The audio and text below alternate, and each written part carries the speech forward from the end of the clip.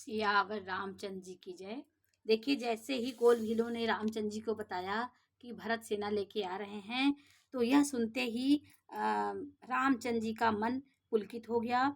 श्री रामचंद्र जी का मन आनंद से भर गया, शरीर में पुलकावली छा गई और शरद ऋतु के कमल के समान नेत्र प्रेमाश्रुओं से भर गया। वो भरत की नाम सुनते ही इतने खुश हो गए, आनंदित हो गए। सीतापति श्री रामचंद्र जी पुनः सोच के वश हो गए कि भरत के आने का क्या कारण हो सकता है। फिर एक ने आकर ऐसा कहा कि उनके साथ बड़ी भारी सेना, चतुरंगिणी सेना है। किसी ने आके उनको बताया रामचंद्र जी को। यह सुनकर श्री रामचंद्र जी को अत्यंत सोच हुआ। इधर तो पिताजी के वचन और उधर भाई भरत जी का संकोच।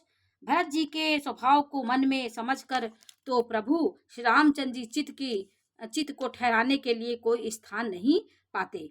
तब वह जानकर समाधान हो गया कि भरत साधु और सयाने हैं तथा मेरे कहने में आज्ञाकारी हैं।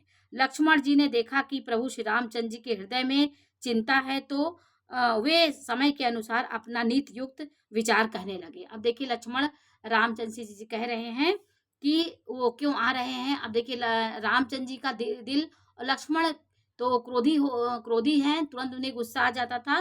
तो लक्ष्मण जी कह रहे हैं कि बिन पूछे कछु कहीं गोसाई, सेवक समय न ठीठ ढिठाई। वे लक्ष्मण जी रामचंद्र जी से कह रहे हैं, हे स्वामी, आपके बिना ही पूछे मैं कुछ कहता हूँ।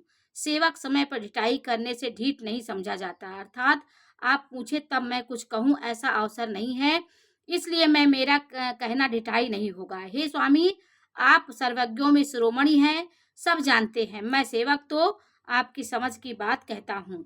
उन्होंने कहा, हे नाथ, आप परम सुहृद, बिना ही कारण परम हित करने वाले, सरल हृदय तथा शील और स्नेह के भंडार हैं। आपका शरीर सभी पर प्रेम है और विश्वास है और अपने हृदय में सबको अपने ही समान जानते हैं। उन्होंने कहा, आपका हृदय सबको जानने वाले, आप अपने समान सबको जानते हैं। और लक्ष्मण ने कहा, परंतु मूढ़ विषयी जीव प्रभुता पाकर मोहवश अपने असली स्वरूप को प्रकट कर देता है।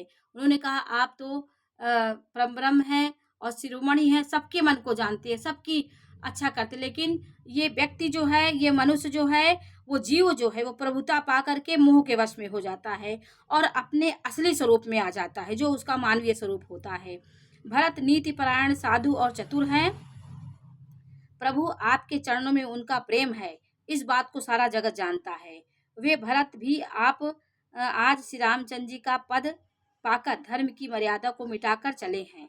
कुटिलता, खोटे भाई भरत कुछ समय देखकर और यह जानकर कि राम जी वनवास में अकेले हैं,